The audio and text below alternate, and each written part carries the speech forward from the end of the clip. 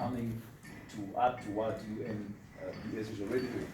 First off, let me say upfront what it will not entail, which is that it will not entail UNBS developing new standards per se. Rather, it is about enforcing classes of already existing standards in the aforementioned areas as a bundle of service to enable the targeted end of catalyzing the sustainable agro-industrialization. Let me use a practical example here to really explain this. The practical example of the cassava value chain that will be the test case in utilizing this guide in rolling out this enforcement paradigm. What will happen is that a cassava farmer who wants their fresh produce certified will be taken through a series of assessments.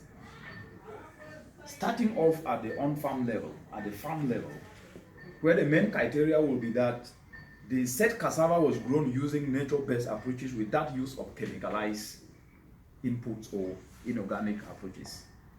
That is the first. That the approaches that they used did not destroy ecosystems, neither added to emissions. For example, they use solar-powered irrigation instead of fossil power irrigation systems. And all these will leverage on the relevant standards already in place by the UNBS. And all these will leverage on these relevant standards already in place. But if that passes, if that farmer passes that check, if it passes, the next check will seek to ascertain the quality, health, and safety metrics admissible already by UNBS.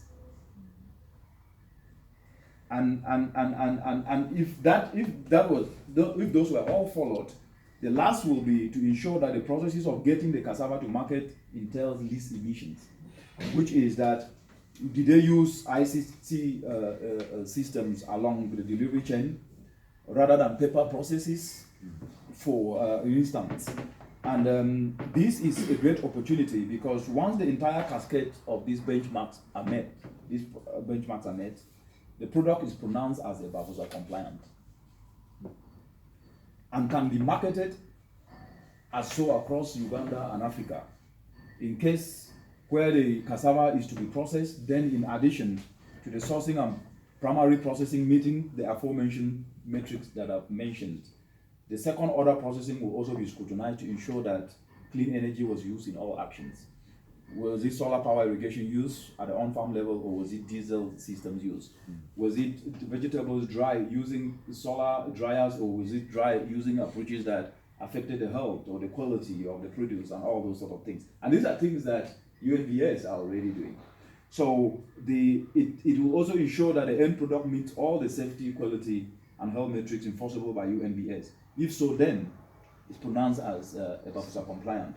So as you will attest, the EBAFOSA compliance is not about developing new standards based on this explanation that I've given. Rather, it's about leveraging on already existing standards to create a new market incentive for producers to drive this agro-industrialization by tapping into the market opportunities among health, among climate and environment sustainability, quality conscious customers that are already increasing across the country and the entire continent.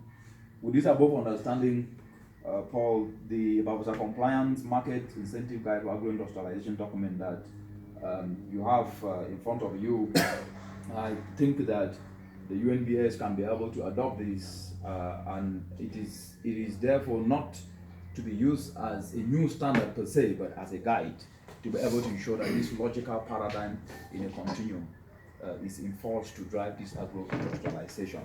But rather, as I said, it is a framework to only serve as a guide on which class of standards already adopted by UNBS to enforce it in this logic. And it is not in any way a new standard document or meant to substitute any standards enforceable by UNBS. But there is one African proverb as I come almost to the close, which is that there is no beauty but the beauty of action.